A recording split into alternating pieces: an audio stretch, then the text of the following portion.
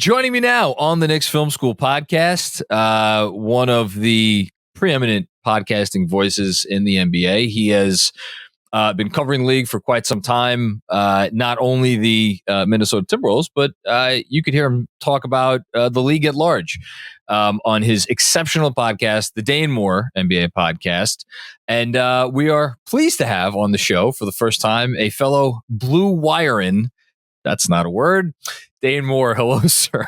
What's up, guys? So you're saying now we're related. We're connected through Karl-Anthony Towns, man. This is crazy. This is crazy. Did you ever think it would happen? Let's just go right for it. Did you ever think it would happen? Yeah, I did. I mean, not on Friday night. No. I was about a bottle of wine deep when the news broke. But I mean, it was, I would say, like 12 months ago. The word was, all right, one of Naz, Cat, or Rudy aren't going to be there in a year for all the reasons we're talking about, from the financial flexibility and second apron and all that stuff that just makes that true. Like it really looked like the only reasonable path forward was that one of the three of them was going to be gone in a year, as happens. But then the playoffs happened, and it was kind of, because all three of those dudes were so effective in conjunction with each other, particularly in that Denver series against Jokic, and the way that they were able to, I mean, Rudy gets cooked by Jokic. I mean, as everybody does, but Rudy can't guard Jokic one-on-one. And how you have to guard Jokic, I think everybody is in agreement with this now, is you got to have a big body on him, and you kind of got to have somebody else that are helping at the rim playing off of Gordon, right? And a Cat was great at that, man, in the Denver series. And so was Naz, right? Like they both like held their own, just trying to be in Jokic's way, and then relied on Rudy to be help at the rim, and it worked. And so that kind of changed things in my view, and I think in many people's mind, of like, all right, Western Conference Finals.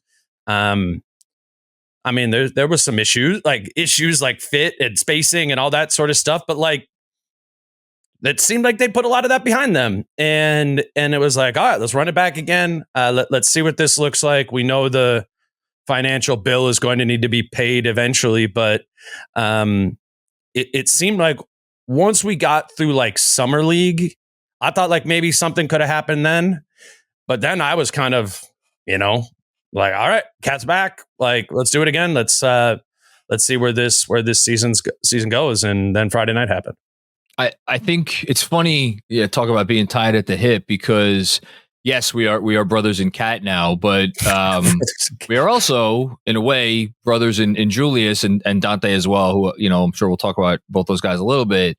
But like, we were kind of in a similar situation over here, because the Julius extension, not deadline, the Julius extension window opened on August 3rd. And I think everybody was like anticipating that date, even in light of the very consistent reports from the beat here in New York that like they were not going to, like, that was not on the forefront, mostly from our guy Ian Begley. And then that date kind of came and went, and it didn't get accompanied by any rumors of any trades or anything like that. So we were all kind of sitting around being like, all right, well, I guess they're comfortable being uncomfortable going into next summer, with this thing hanging out there. Yeah, it was like the Lauri Markkanen thing, but like sad, right? It's like Lauri Markkanen was like the same thing, but you're like, all right, that's either going to get taken care of, or like it's going to get taken care of. Was that like August 6th? Like sort of same? It was August 6th. Yeah, same timing. And then Randle was just like, all right, or just here. Like it was ominous. Right. It was definitely ominous, but at the same time, nobody thought that the clock was ticking to this degree. And the only conclusion that I could draw with all of this, especially in light of what you just said, is that this was less, and there's been reporting on this, including from you. This was less about the Wolves reaching a point where they're like, all right, we got to get rid of this guy because of the financial reasons and this and that. It was more the Knicks were like, we need to, like, it's going to cost this price to get him. All right, I guess we got to pay up. Is that how you view it? Yeah. I think that, I mean, and like you said, this has been reported out there a bunch, but that's everything I was hearing on Friday night was like they put Donte in, and that changed the calculus on it. There was, I mean, the Knicks have been knocking on that door for a long time, right? And it just like the Wolves are good, so it was like it was never going. They were not going to make a cat trade that they felt made them worse in the immediate, right? Like there's been other offers of like, 2 first-round picks and like salary dump, right, to come back to Wolves. And the Wolves are like, we're not going to do that. Why would we do that? That doesn't make any sense. We're going to get worse. Sure, we make up a couple draft picks that we lost in the the Gobert trade, but that was never even really on the table. And the Knicks offers were all, I mean, like a little bit better than like quickly maybe back as an option before, like Robinson. But the Donte one, I mean, 3 years, 36. That's nice. That's pretty good. And like so fitting of what the Wolves are doing, like defensively. I think of him a lot. Like they're going to miss Kyle Anderson a good amount as like a defensive connector, an additional point of attack defender. And I think Donte fills in a lot of that spot that they were internally concerned about. I think that was that moved the needle along with the Detroit pick that with the, descending protections over time. But like, that's not a bad asset either. Like, no, I've been very bullish. I've been very bullish on that pick since they got it, with the rationale like this is clearly an organization. I can't believe we're talking about Detroit. That they're gonna keep putting their foot to the pedal to the metal, even if it's not maybe the wisest thing to do. And at some point, like that pick, it feels like it's going to convey as the 10th or 11th pick in the draft. You know what I mean? Yeah, I think it's at least a 50% proposition that it does. And I mean, it'll suck if it's a second, but like again, Donte, like, clearly a positive asset return. Obviously, that pick, whatever it ends up being worth, is a positive thing. And then Randle, like, it's expiring. Like maybe. Yeah, but I mean, what do you think about that? I'm curious. Have you guys been playing this game a lot longer? Yeah, right. Yeah, so I listened to your pod, most of your pod today, but I listened to all of your pod reacting to the trade, and I forget which. I think one of you floated the idea of, I don't know if I don't want to put words in either of your mouth, but like, are we 100% sure Julius Randle is going to like be on the team the whole year? You know what I mean? And I am looking at it again from the Wolves' perspective. If this was in at least some significant part about being able to afford Naz and Nickeil Alexander-Walker, well, then what would Julius opting in do to that plan?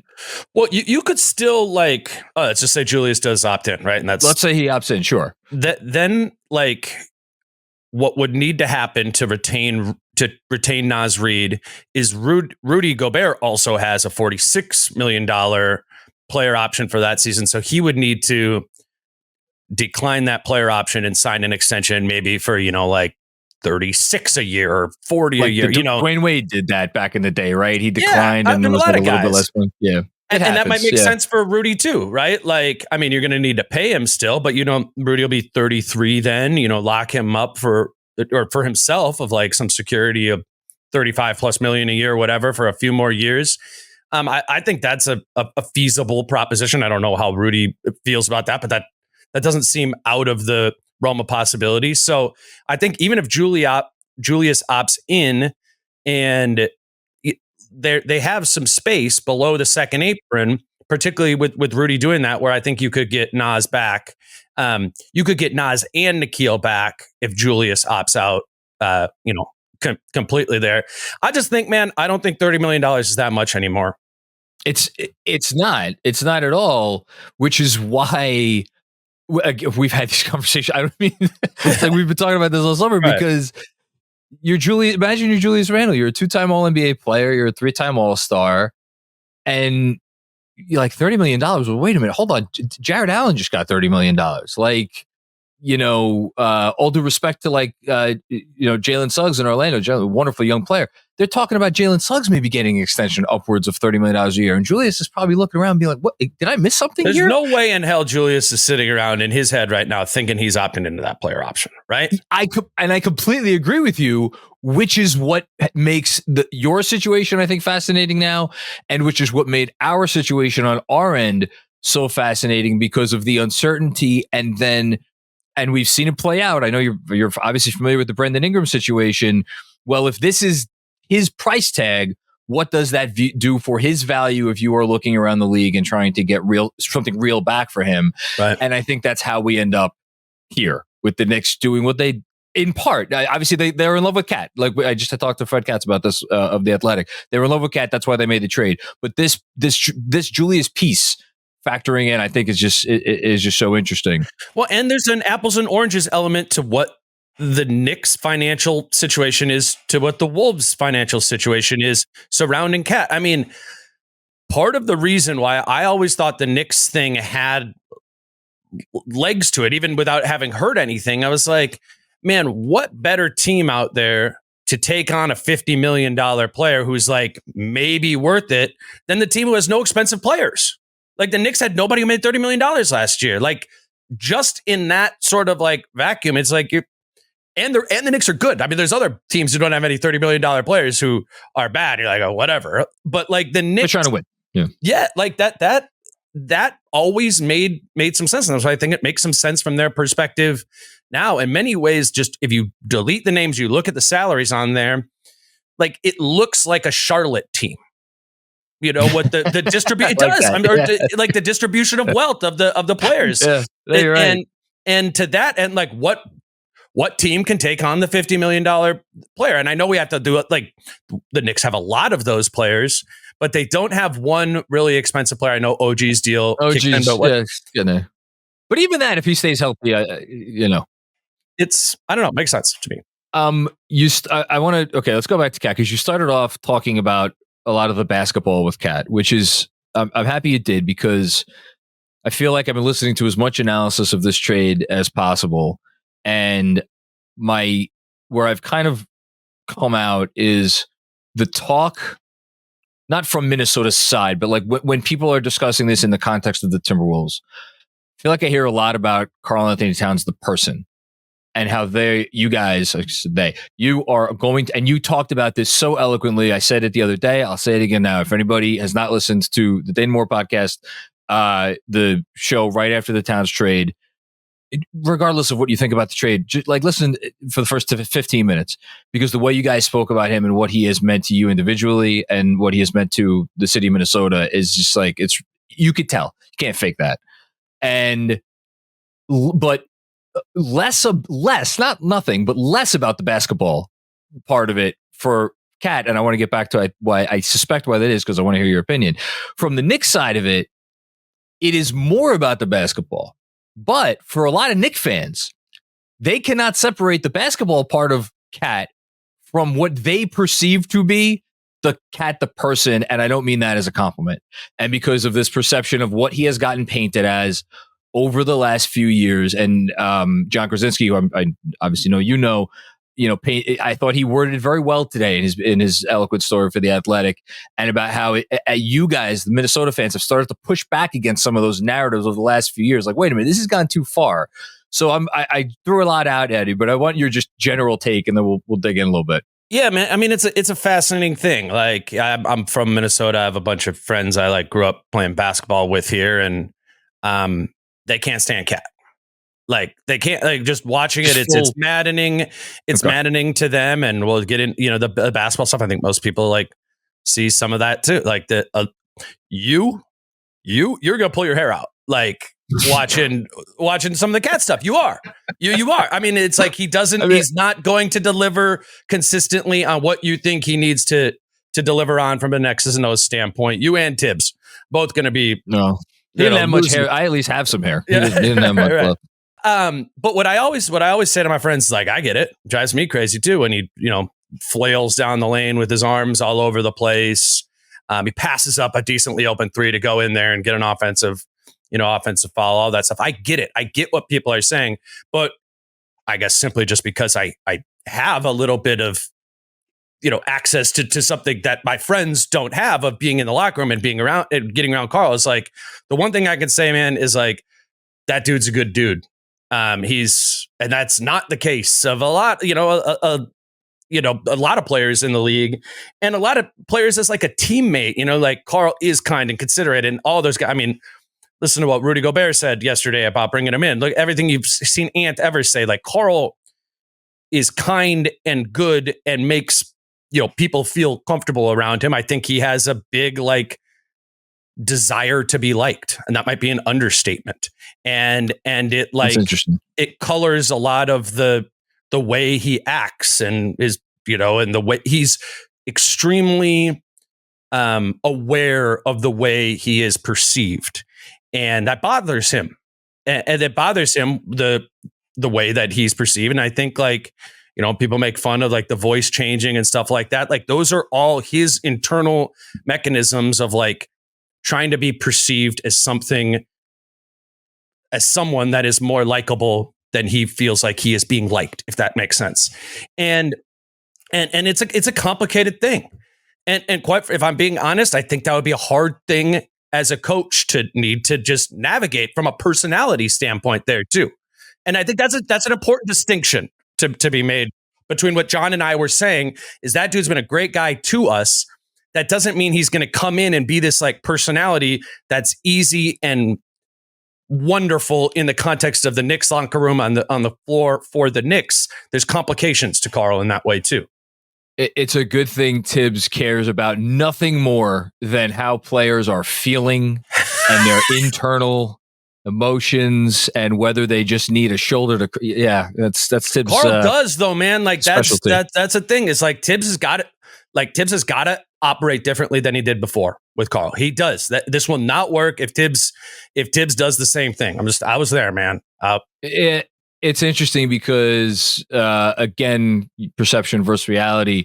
Johnny Bryant, who was the associate head coach, and he left recently to go join I think it's Cleveland staff. Yeah. And the perception is that he was brought in by Worldwide West. Yeah, Cavs genius is confirming that he was brought in to be the other half of Tibbs that Tibbs does not have, and he is gone now.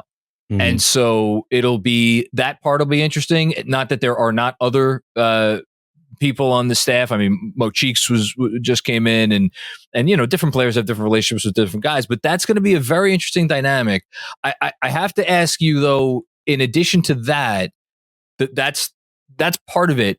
How much do you think that bleeds into, I will say I'll just come out and ask, like, do you think he's soft? And do you think that label is unfair? I think he's, like, again, constantly trying to like fight that narrative that he is soft, and in the process sometimes does soft appearing things, and the way that he carries himself. I mean, and honestly, my answer to that might just have been like, yes. But the playoffs happened. Then the playoffs happened, and Karl was not soft in the playoffs, man. Didn't look like it to me. He was. I mean, it took on. He took on a less sexy role, the ball less, the minutes less, but guarded Durant in the first round. Took on that Jokic matchup we were talking about in the second round, playing through an injury that was not back to 100%. And played well until the Dallas series, really well. So, like, I don't know. I think people say soft, and they're just saying they don't like him. Like they don't like his vibe. Like that's what that's always, come off to me. And if that's, if that's what your opinion is, but like, I don't think that's what soft is. I think that's people making judgments from afar about who and how someone is, right? Karl showed for the first time in his career in the past 2 seasons of playing winning basketball. And so, like, I don't, it's at a minimum an outdated notion. But sometimes he is going to flail around and is going to appear soft. It is, it's both. It's both. And it's confusing, man. Like I'm fascinated for you to experience it because it's unlike any other player, at least any other player I've ever covered. It's just unique. You're about to get a unique player on your hands in Julius Randle, but again, I'll let you enjoy some of that self-discovery soon because it's funny just listening listening to you talk about Towns. Maybe not everything you're saying, but a lot of the things you would swear that you were talking about Julius. Where I mean, the pull your hair out stuff. Where you'll have games where I mean. You want to have a really good time on a lonely Tuesday night. Go back and watch any footage from the first 6 games of last season. When I tell you that people were ready to build the rocket ship to get him to Mars, but then you turn around and you see what he did against you guys. 57 points, like it was nothing. Like it was nothing, and that's the kind of up and down you get, which gets me back to Kat and the next thing I want to ask about because I feel like when a star player or a guy who is perceived to be a future superstar player gets drafted into the league, there is a certain amount of time allotted for that player to see if he can raise his ceiling to achieve those goals. And then after a certain amount of time, it's either you got there, you're one of those guys, you unequivocally did not get there, and you just you failed, or you're somewhere in between. And I was thinking about it, and I was thinking about it in the context of Towns today, and I think I would say he is in that in-between group. I'm curious of your opinion on that, number one. Number two, I wonder if for those guys it becomes not purely, but a lot about situation. And hearing you, again, talk about how maybe it wasn't the best fit on offense over the last couple of years after he moved from center to power forward, I'm wondering if maybe there is still some bloom left on the rose by this move to New York, but potentially putting him in a better basketball situation and getting back to what maybe he could be.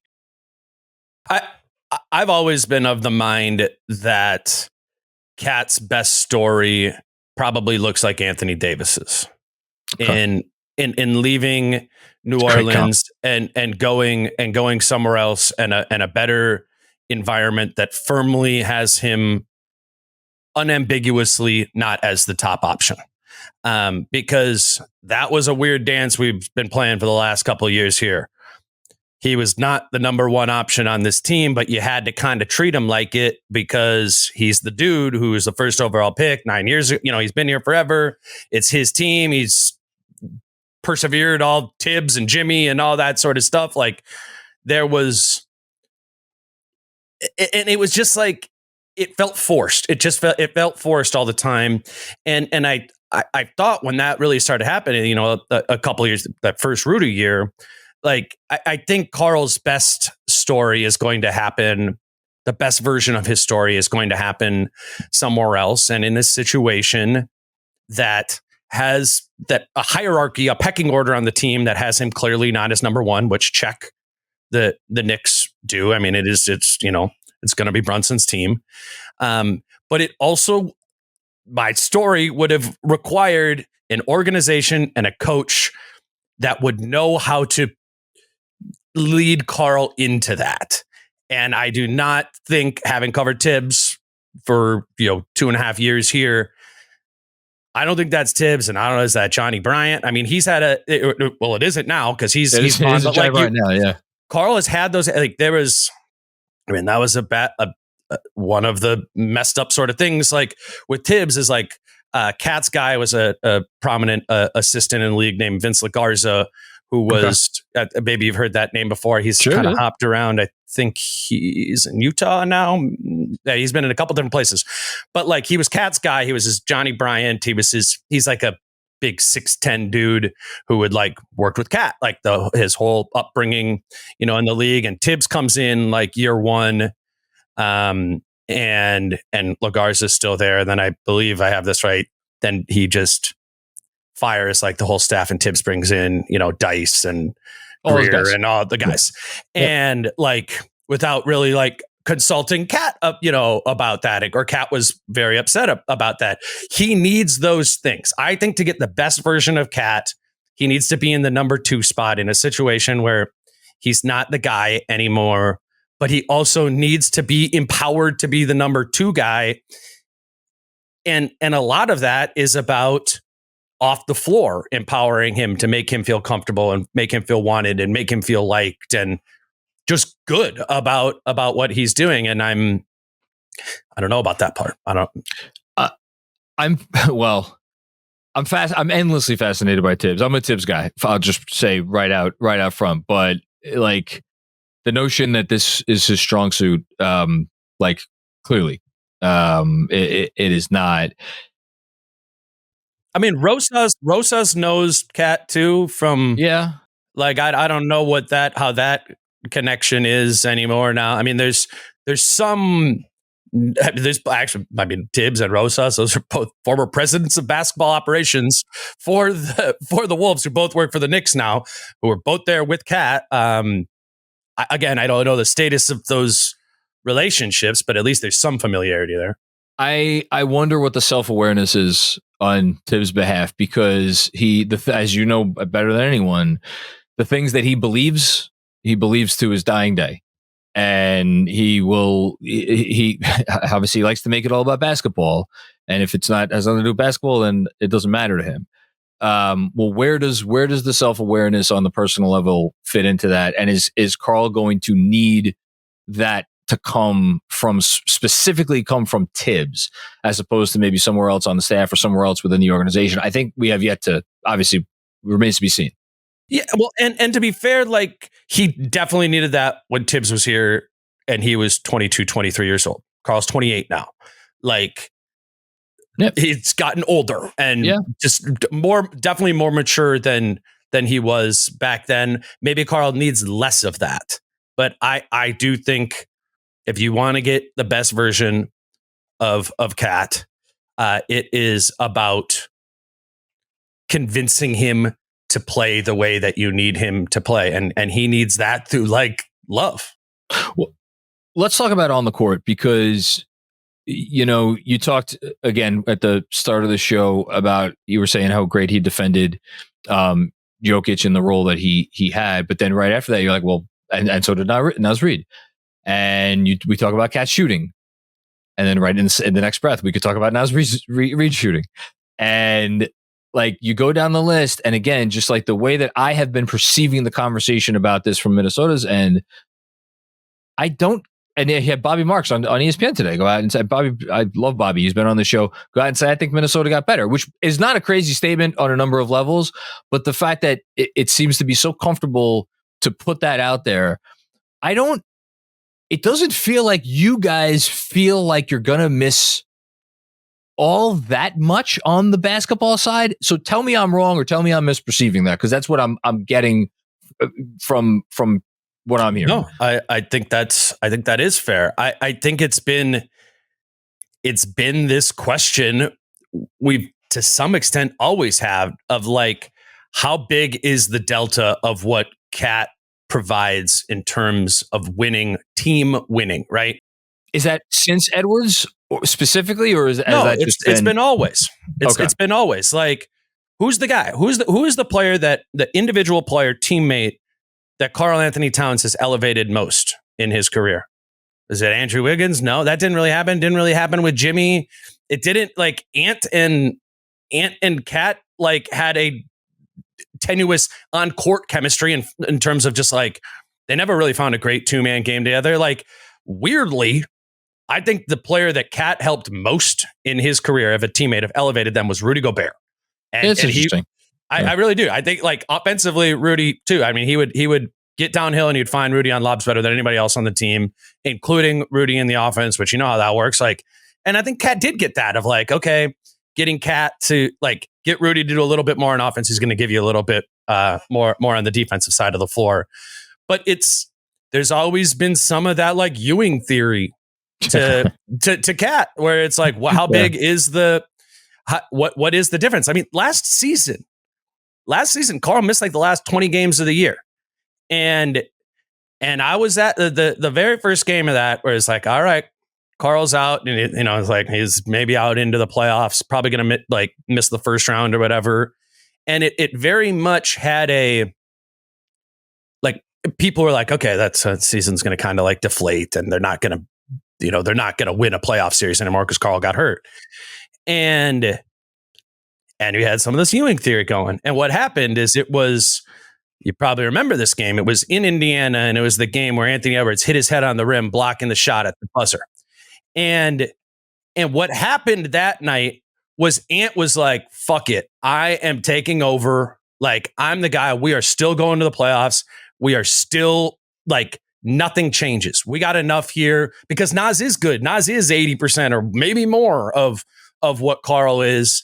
And they didn't miss Karl that much in the last 20 games of the season. Now, they benefited from, which got them into the playoffs. They ended up a game out of the 1 seed, even after losing Cat. And then they really used Cat in the playoffs. But my glass half full to this trade is thinking about the end of last season when it was Rudy, Naz, Jaden, Ant, and Mike as the starting 5. And that team looked just about as good as the team I was watching the first 60 games of the season. And so I don't know if that's necessarily, it's somewhat of an indictment of Cat, but it's also somewhat of a unique circumstance of Naz being there and Ant ready to take on more that he never totally felt comfortable with, given that this was Karl's team and Karl was the guy and Karl's the vet and all that. Like, that's all gone now. And now Ant can do his thing and Naz can do his thing. And I don't know. If Julius doesn't sink it, I think they will be just as good, if not better than they were last season. I don't think it's an accident that I think your guys' championship odds went up like slightly, right, after the trade, and the Knicks did as well. Again, I have to point this out because, like, last year, Julius goes down with a very visible injury. It was Jaime Jaquez got under him, and that was that. That turned out to be OG Anunoby's last game for a while as well, although that was more a long, drawn-out process. There are definitely a subset of Knicks fans, I don't want to guesstimate a number as to what percentage it is, that think that if it was just Julius that went down and OG Anunoby was healthy for the remainder of the year and everybody else stayed healthy, which of course by the end nobody was healthy, they would have been in as good or better shape. Now, I have my doubts about that because Jalen Brunson can only support a 57 usage rate for so long, and he was pretty spent by the end. So, but neither here nor there. That's why, for me, sitting here and being like, well, he's not in that superstar, like he failed to get to that level, is because of what you just said. And because you could take him off of a team, and at the very least, there's discussion about, well, did we really get worse? If you're a superstar, that isn't the case. Why I am bullish on the trade, despite the fact that it may seem like I'm not, is I think that there is still something to unlock in him where, as you talk about, he's not the guy, but enough can be exploited from enough can be made of his skill set. Because I feel like, is there a world, or do you think there's a world where if you tap into everything that he could do, because there's nothing the man can't do on offense, at least. Defense is a different story, but there's nothing the man can't do on offense. I wonder if there isn't still a world where you could tap into all of that. And I think you could argue this is the greatest challenge of Jalen Brunson's career. And to bring that out of Cat, because he's never played with anybody that's talented. And now they're gifting him. So what are your thoughts on that? Well, I do want to talk about the defensive part. We'll get to it before I get to that. Because I think that's a huge part of this, and I think about it from the Knicks' perspective. But Karl can do anything offensively. I agree. The way he distributes it has not always been in line. Like the Tibbs days, and I would be interested, and I assume that they probably get back to this. Like the Tibbs days, Cat led the league in points per possession and post up situations and at high volume. He was a dominant back to the basket center. And that was that like Jimmy team and stuff. Like he was pretty much getting single coverage down there, which I think in the right lineup configurations with the Knicks, that it'll be hard to like really double Cat down there. But so he's like, he's a back to the basket guy. Like, of course, yeah, he can shoot, but he's really, his volume wasn't really there. The volume's never really been that high, except for 1 year, is the first Rosas year where they just played 5 out and Cap, he got convinced to bomb. It was like Cat shot like 9 a game. And it was like, he's the quarterback of the offense at the top of the floor and he really let it rip. But that is 1 year, I would say, in Karl's career where I would say he was a high volume 3-point shooter. The rest of the time was the back to the basket stuff. He started getting doubled in the post, and that killed his post-up game. Completely frazzled him. His turnovers spiked. He started anticipating the double, and it just got messy. And so teams went away from putting him in, or the Wolves went away. Finch went away from putting him on the block because he couldn't handle the doubles. And then what happened was, because he wasn't going down to the block, teams started guarding him with 4s. Like your Nicholas Batums, your Kyle Andersons, your guys like that, who are still like big, but like, it's like, all right, if you're not going to put me on the block, like we're going to guard you with a 4. And now you're not like pump fake and going past Steven Adams for a dunk, right? Because I'm Batum and I can move my feet with you. So that really like started neutering a lot of Cat's other stuff that he could do on the perimeter. And it also was like, but Karl wanted to do that. He still wanted to like go to the basket and he wanted to go downhill, but now he's being guarded by OG Anunoby, those sort of guys. He's just not, it's not the same. It's not the same potency. And it's like, you're feeling more resistance. I always say like Karl is a floor spacer, but he weirdly takes up so much space, because even if he's above the break there, like, and he's looking to go downhill, like he's going to get down the hill, but he's going to wind his way there, like, and probably run into some gap help around him and get stripped or throw an elbow or some of that stuff. Like he's been like blowing in the wind, trying to figure out what is my like go-to offensive thing. Who am I? Yeah. And part of it is, I get it being kind of confusing because, I'm kind of ripping on all those things that he couldn't do or they got worse. They just got worse. They didn't get bad. You know what I'm saying? And so it wasn't like, there's very few things they like just cut off from him to do. But he's really, to me, offensively lost a clear offensive identity into like, he's this player. And everyone thinks, I'm sure all the Knicks fans think like, oh, he's just some like, he's like Porzingis. You just space him up from 3 and he's just gunning. He's not that player. Or he hasn't been for the last couple of years. In Minnesota, he does not shoot a high volume of 3s. That would be like the one thing I would get through to people, is like, he should take more. I've always thought he should get to a step back game more often. Like that volume should be higher, but I've given up on that. I've given up on that because it's been years. It's made too much sense and hasn't happened. He wants to get downhill and he wants to play like Giannis. That's how he wants to play.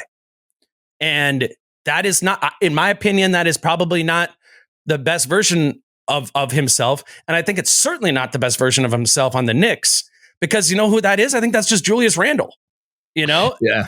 Well, it's Julius. I mean, look, Julius was at his best when he was going downhill, and to his credit, over the years, the stuff that you just talked about that Karl would do that was not so great, where he would, go into turnovers and everything. Like we've had bouts of that with Randle over the years.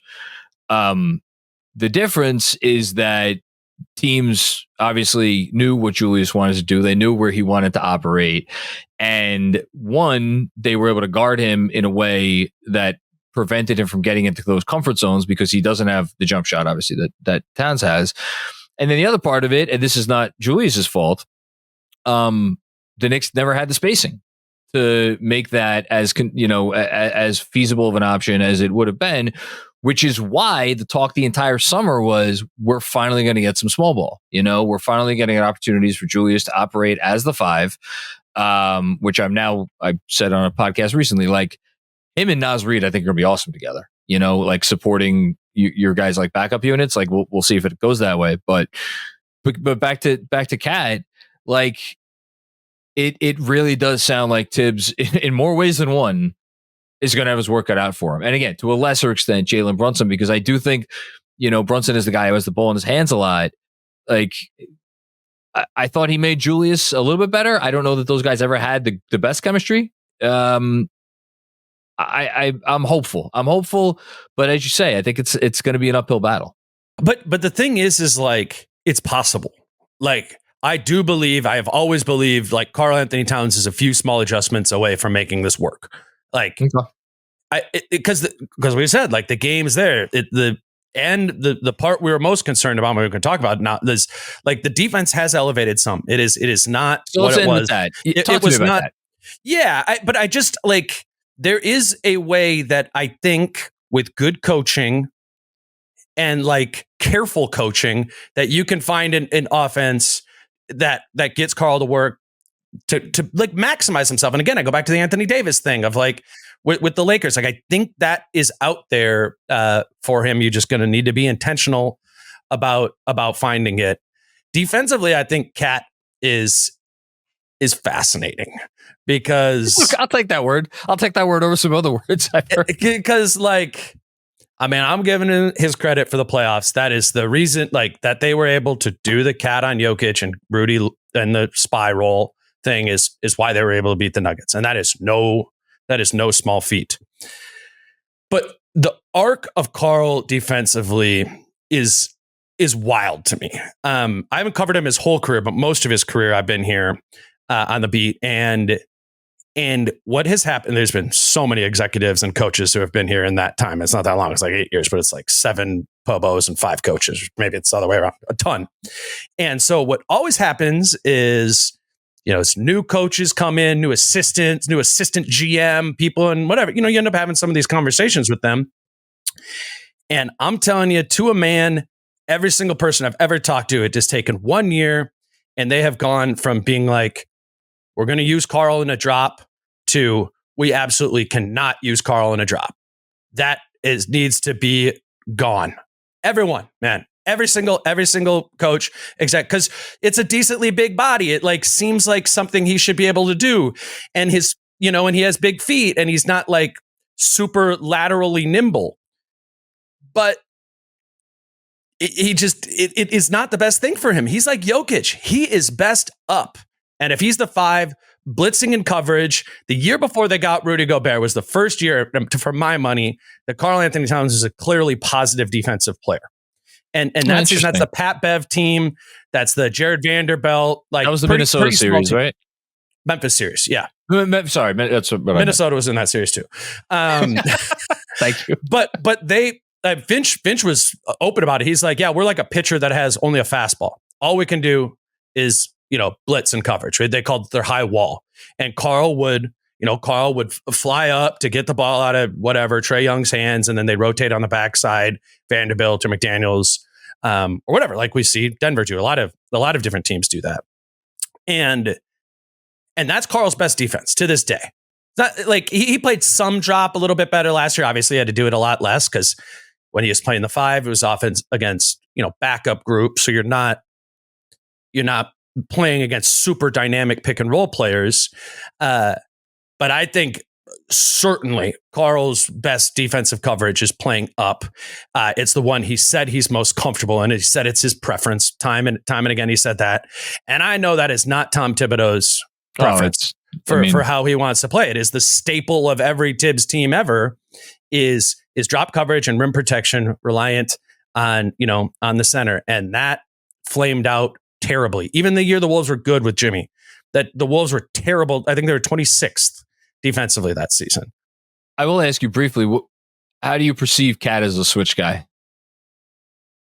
I don't think you want to do that. I mean, I think you can, like, you play up with the intention of getting like the ball out of his hands and then, have him work, man, like get up, show, recover back. But I don't think you want Cat to be switched then onto an island with a player who's going to be faster than them. What he does when he gets in the switch is he plays off. He tries to defend with length and then guys who can hit mid-range shots cook him. But like, that's not that bad. Not a lot of guys can do that, right? It's Durant kind of did that during that series, but that's all that That's all Phoenix had going there. I think Cat's gotta play drop, and he's got to do it, more effectively than he ever has in his career. I think that's a huge part of this, and I do not think that that's his best, the best defensive position to put him in. The only reason I ask about switching is because that is the one thing that we did get at a media day, because obviously, as you know, couldn't talk about the trade, is, Tibbs said they'll switch more, and OG actually talked about that a little bit more. It's funny, there's another guy talked about the impact that Brunson's going to need to have on Cat. I think how Tibbs deploys OG Anunoby is going to impact what is required of Karl defensively, because obviously OG Anunoby's not Rudy Gobert, but the more they are comfortable with him, guarding centers one-on-one, which we'll see, you could do that against some teams. It's all fascinating to me, and it's exciting. That was really interesting. Like, if you can have OG be the guy who's guarding the screener, well, yes, then yes. So you're going to have to get some like pre-switch stuff going there. Like, Karl's processing speed is not. He's never been able to do that, really. Like they messed around with that from time to time, and it just got like messy, But again, that doesn't mean they shouldn't try to do that. I'm just saying Karl does not have experience doing that and doing that well, and because of that, again, what they've landed on is up in coverage, then try to get back. Don't hold the switch. Well, it's going to be interesting, and the one takeaway I have from this conversation is that Tom Thibodeau has a lot of power in this organization. His voice carries a lot of weight in this organization. Obviously, he just got a 3-year extension this summer on top of I think he had a year left.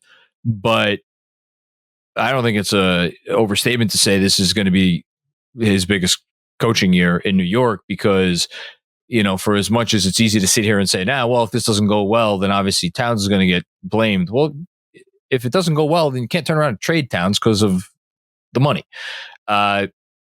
You could fire the coach. It's always easy to fire the coach. So, but then look, Tibbs wanted this, so I have to think he knows what he's in for, and we'll see how it works out.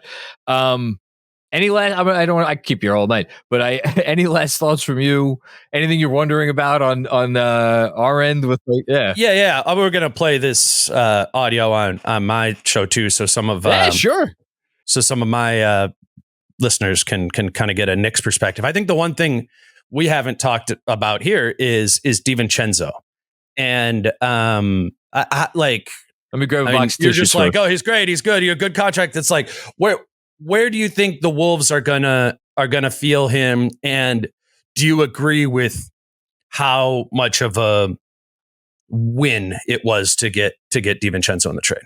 Well, there's a reason they didn't want to give him up until the very end, and it's not just a Nova thing. I don't think that for one second. I mean, I made the argument in my newsletter the other day that I think, $11 million for a player, or $12 million, whatever, for a player that caliber is valuable to any team that has designs of winning and that it has a big payroll. I think you could argue that it is as important for Minnesota as any team in the league. And because New York's, again, the apples to oranges, our finances are not quite at the level that you guys are at in terms of what's coming down the pike. So I think there's the value there. In terms of on the court, it's funny, you were talking about before, I forget in what context, but you mentioned in kind of like the off-ball defense that someone maybe who was there had played. Once Donte got to move off the ball this season, and he was on the ball when OG was out, and then OG came back and he was more used in that role, and obviously Josh Hart had his turns there as well. As like an off-ball defender, you're going to absolutely fall in love with him. He's so smart about jumping into passing lanes and igniting fast breaks. But the thing is, just like the shot, man, it finally hit, and like the signs were always there since the day he got drafted. You could see the numbers, like whatever it was, 283 threes. You saw the percentage, the whole thing. When you watch him night in, night out, like there are some, like for instance, Evan Fournier, what was it, 2 years I think before, set the Knicks franchise record for made threes. I don't off the top of my head, I don't know what the number was, what the final number was. I don't know what the final percentage was, but they were good. Like, it was a lot of threes, and it was at a pretty good clip. And yet, there's not a Knicks fan alive who was going to sit and be like, oh, yeah, I had absolutely zero qualms and no doubt in my mind that when Evan Fournier stepped foot on the court, it was like, even if, like, yeah, there might have been an off night, but because of that shooting, it was going to be a positive difference for us. It is 180 degrees in the other direction with DiVincenzo. Does he have off nights? Sure, he has off nights. Every shooter has off nights. But there was never or very rarely, I can't even think of one off the top of my head, where you watched him and you're like, I wish this guy wasn't out there tonight. Because even if he does have an off shooting night, he will find other ways to make up for it. And he doesn't take anything off the table.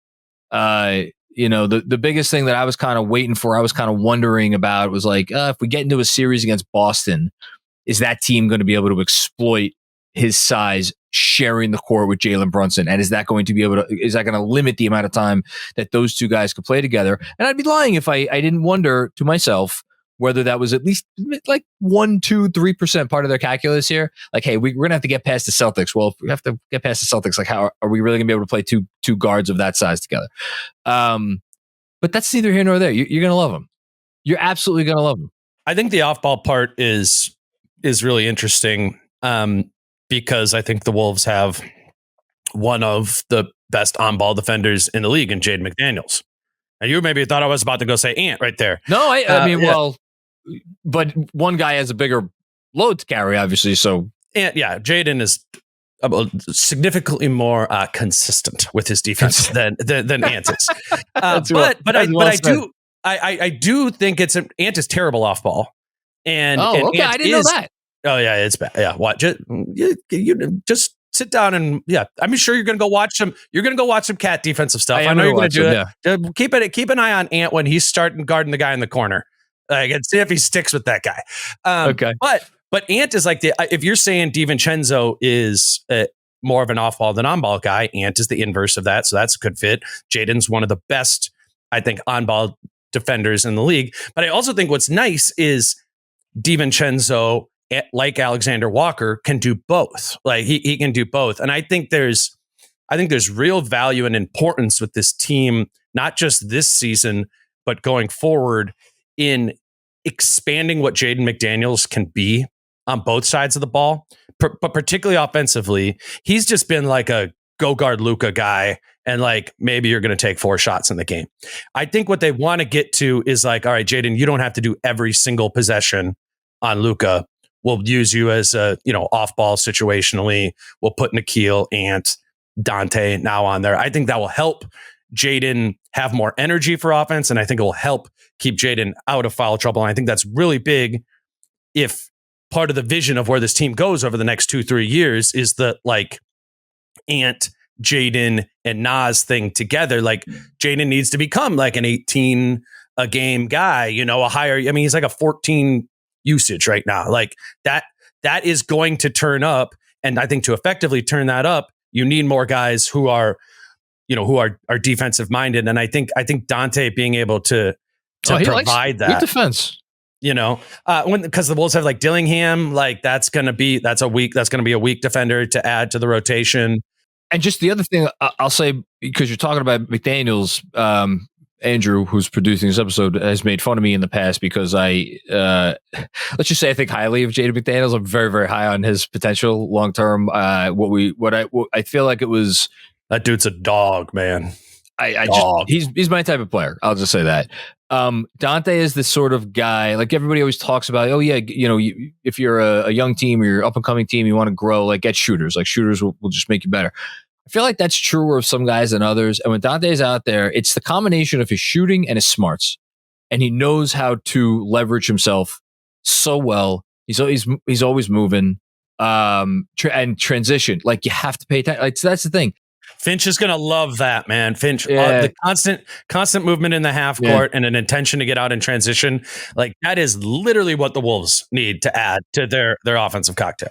So then the only question, what Karl's good at are those two things. What is what?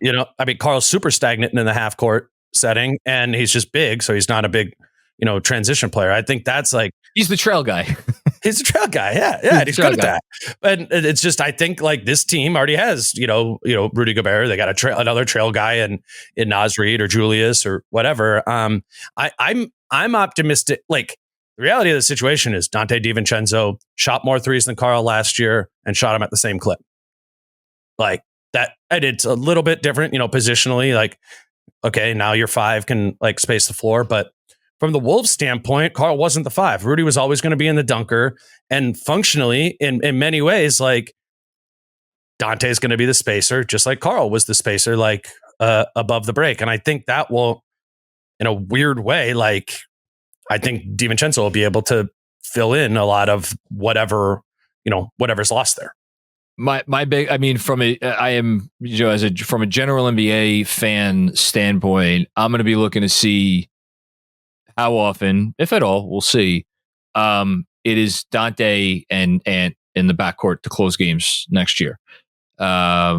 Because if you could get away with that, which I'm sure you guys talk about Ant's playmaking growth a ton because it has grown a ton. I wonder if it gets to that level where they're comfortable, with that. Have you thought about that at all? Yeah, I just think, it's really important for Mike to play at the end of games because Ant doesn't have like late game offense playmaking down yet. And Finch has said that, like, that's a point of. So we're not there yet. No, I don't think so. But I'm kind of thinking like, could you go Conley, Edwards, DiVincenzo, and then, maybe even McDaniels goes to the 4. Like I think Donte could still close games while Conley also, while Conley also does. Okay. Well, that's interesting too.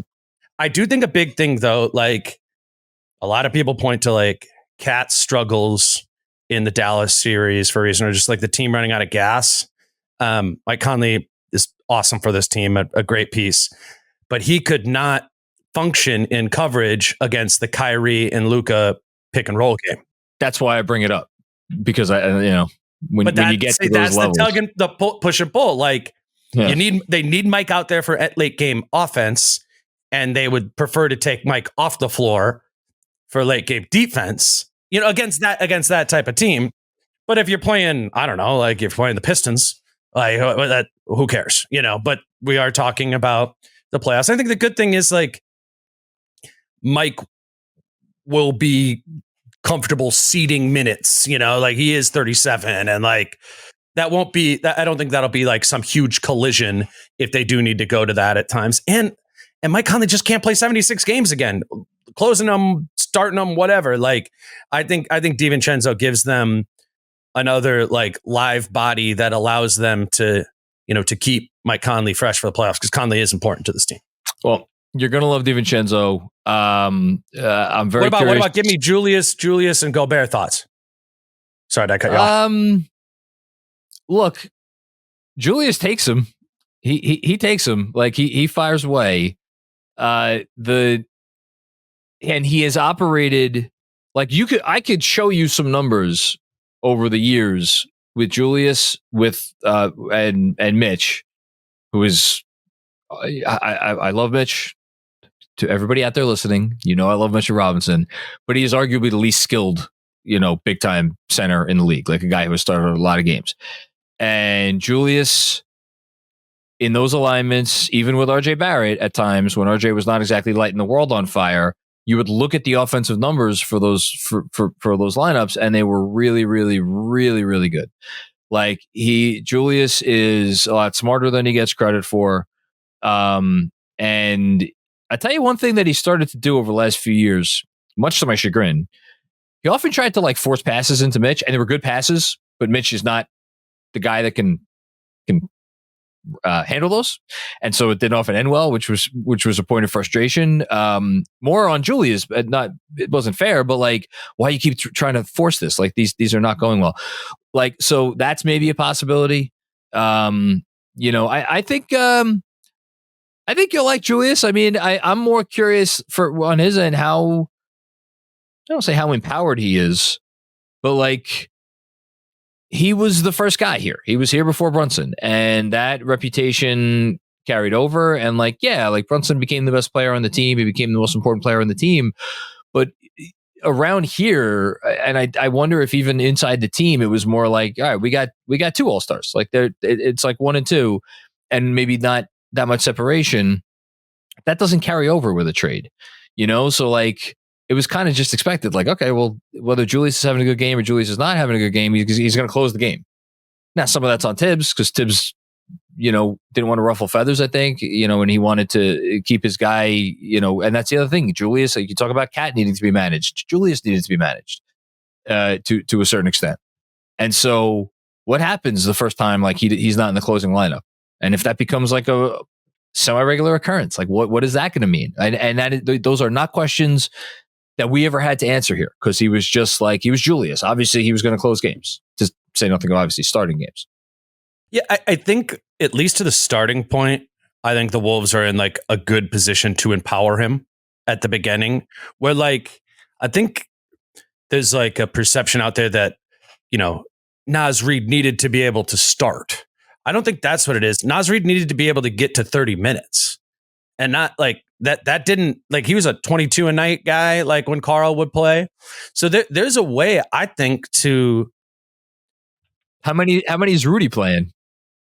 32, 4. Like, but I think Naz is going to play the 3. I think you'll get. I heard you say that. Rudy, yeah. Julius, Naz minutes. I think Naz is more of a 3 than a 5. Really? Yeah. Oh, that's wild. I mean, he's a 4. He's a 4, but like, I mean, Naz can hoop, man. Like he's just and he's got the speed and he's got all that. And honestly, he's like lost 40 pounds since he's in the league. Like he is like substantially thinner than Julius Randle, just like in build. I think that's it's like notable then. It's the classic situation where like a guy came out of the draft process and they're like, this is a center. And we just like decided they're a center. And then Naz weighed 40 more pounds when he entered the league than he did not. Like he's never really had a center game. It's funny when we've talked to him, he goes, I remember his like rookie year asking him about it. He goes, this is the first team I've ever played on that I've ever played center before in the NBA for the Timberwolves.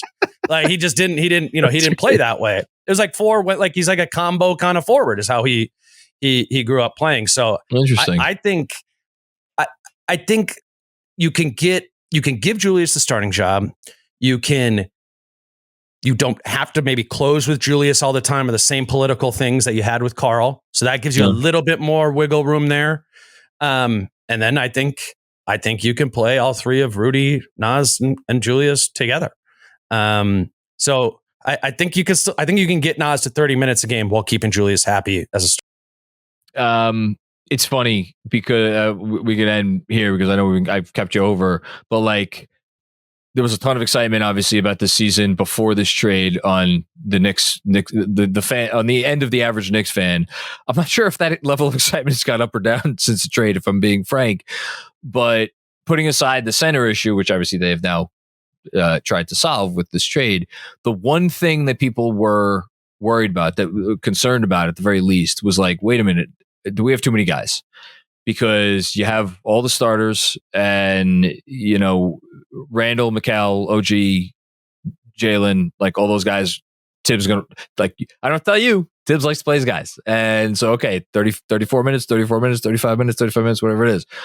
Well, Josh Hart just got done with a playoff run where he played 48 minutes in, I think, 4 consecutive games. It's some ridiculous thing. And then Donte, I think I looked it up last season. I think if you started the clock at maybe it was sometime in like early February and like ran it to the end of the season, like Donte, I don't know that he led the league in minutes, but he was pretty damn close. Like he was going out there playing high 30s just every night.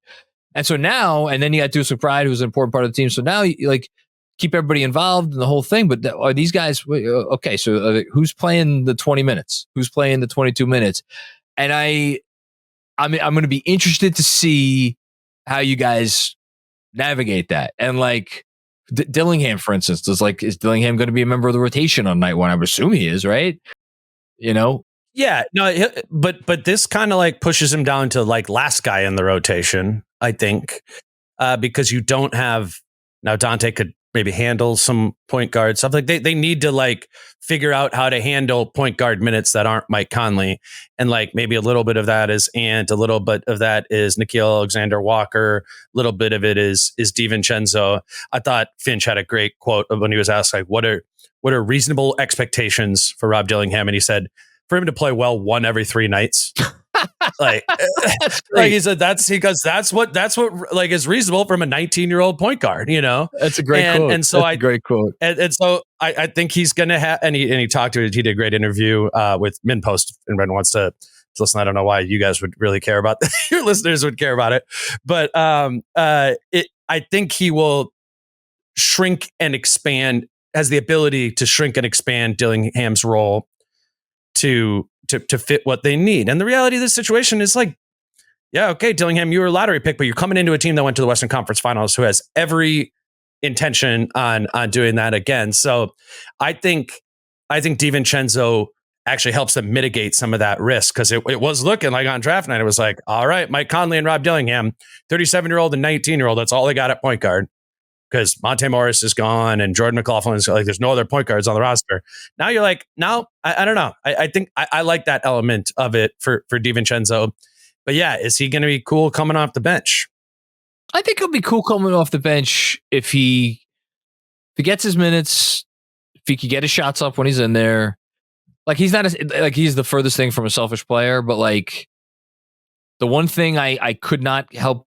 And he's still a ways away from his next contract, especially since even with the bump to 40% raise that you could get. Like, I'd be utterly shocked if he extended off of this number, just because of the way salaries are. So like, I don't know if he's sort of like he is thinking about money yet, but like, no, he's unselfish. But he knows here's the thing. He knows what he could do.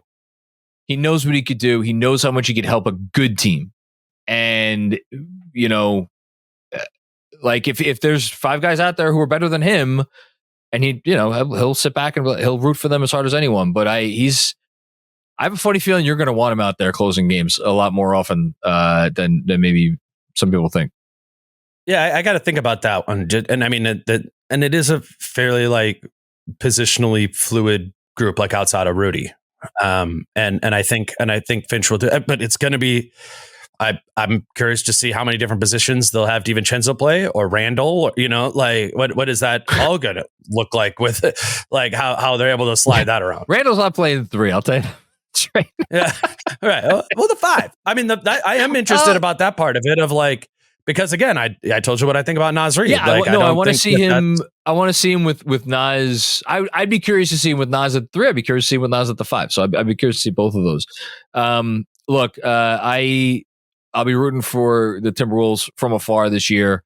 I got nothing but love for Julius. Certainly got nothing but love for Donte, and got nothing but love for you. I appreciate you taking the time, man. This was fun. Yeah, man. No, this is fun. We'll have to circle back and like do a check in. Mid-season check in at some point. It's gonna be both. I mean, I know I'm definitely gonna be watching more Knicks games this year. Like, what am I gonna tune into today? Got to see my guy Cat. I'll be curious because the Raptors became the de facto Knick fan. Like everybody who had League Pass was turning on Raptors games after December 31st. I wonder how much Knick fans are going to follow this Timberwolves team. I mean, they'll be on a lot because they're really good and it'll be easy to see them. They'll be first on my list for sure of like our non-Knicks games that I'm going to want to watch and pay attention to. So it's going to be the inverse of that too, where like Wolves fans are definitely going to tune in because this is the only thing Karl's ever known. It's the only thing we've ever known Karl to be in. I mean, it's gonna.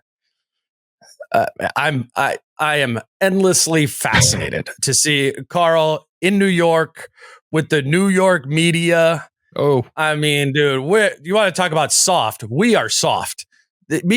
Us in the Minnesota media, soft. Let me just say this: the reputation is what it is about the New York media. We had a gentleman who was on the beat for many years. Whenever you introduce somebody as a gentleman, I know this is trouble.